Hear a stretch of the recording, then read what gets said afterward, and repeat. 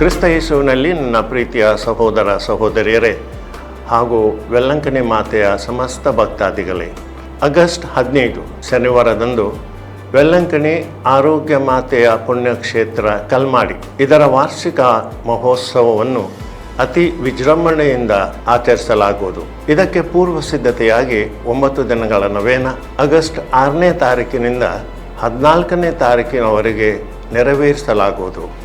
August 15 ವಾರ್ಷಿಕ ಮಹೋತ್ಸವದಂದು ಬೆಳಿಗ್ಗೆ 10:30 ಗಂಟೆಗೆ ಸಾಂಭ್ರಮಿಕ ಬಲಿಪೂಜೆಯನ್ನು ಉಡುಪಿ ಧರ್ಮಕ್ಷೇತ್ರದ ಧರ್ಮಾಧ್ಯಕ್ಷರಾದ ಲೆಸ್ಲಿ ಕ್ಲಿಫರ್ಡ್ ಡಿಸೋಜಾ ಇವರು ಅರ್ಪಿಸುವರು.